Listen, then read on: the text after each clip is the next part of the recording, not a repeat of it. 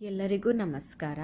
ಇವತ್ತು ಈಸಿಯಾಗಿ ಹೇಗೆ ಚಿಕನ್ ರೋಸ್ಟ್ ಮಾಡೋದಂತ ಹೇಳ್ತೀನಿ.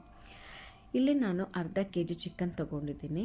ಅದಕ್ಕೆ ಅರ್ಧ ನಿಂಬೆಹಣ್ಣು, ಅರಿಶಿನ ಪುಡಿ, ಟೇಸ್ಟಿಗೆ ತಕ್ಕಂತೆ ಉಪ್ಪು, ಕರಿಬೇವಿನ ಸೊಪ್ಪು, ಶುಂಠಿ ಬೆಳ್ಳುಳ್ಳಿ ಮತ್ತು ಮೆಣಸಿನ್ಕಾಯಿ ಜಜ್ಜಿರೋ ಪೇಸ್ಟ್ ಇದೆಲ್ಲನೂ ಚೆನ್ನಾಗಿ ಮಿಕ್ಸ್ ಮಾಡ್ಕೊಳ್ಳೋಣ.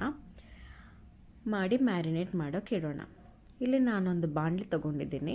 ಅದರಲ್ಲಿ ಸ್ವಲ್ಪ ಕೊಬ್ಬರಿ ಎಣ್ಣೆ, ಅದಕ್ಕೆ ಕರಿಬೇವಿನ ಸೊಪ್ಪು ಮತ್ತು ಚಿಕ್ಕ ಈರುಳ್ಳಿನ ಎರಡಾಗಿ ಕಟ್ ಮಾಡಿ ಅದು ಹಾಕಿದ್ದೀನಿ. ಇದನ್ನ ಚೆನ್ನಾಗಿ ಮಿಕ್ಸ್ ಮಾಡೋಣ. ಇದಕ್ಕೆ ರುಚಿಗೆ ತಕ್ಕಷ್ಟು ಉಪ್ಪು, ಅರಿಶಿನ ಪುಡಿ, ಖಾರದ ಪುಡಿ, ಕಾಶ್ಮೀರಿ ಚಿಲ್ಲಿ ಮತ್ತು ಧನಿಯಾ ಪುಡಿ ಹಾಕಿ ಚೆನ್ನಾಗಿ ಮಿಕ್ಸ್ ಮಾಡ್ಕೊಳ್ಳೋಣ.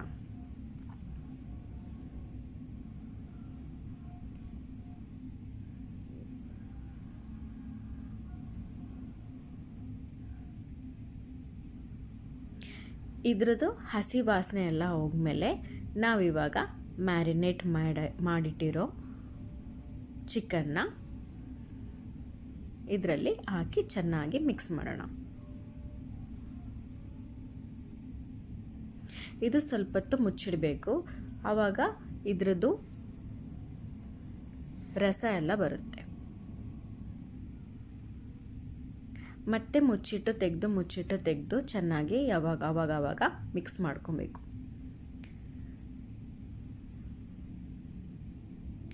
ಲಾಸ್ಟ್ ಫೈನಲ್ ಆಗಿ ಇದಕ್ಕೆ ನಾವು ಸ್ವಲ್ಪ ಗರಂ ಮಸಾಲೆ ಮತ್ತು ಸೋಂಪು ಇದು ಎರಡು ಹಾಕಿ ಚೆನ್ನಾಗಿ ಮಿಕ್ಸ್ ಮಾಡ್ಕೊಳ್ಳೋಣ.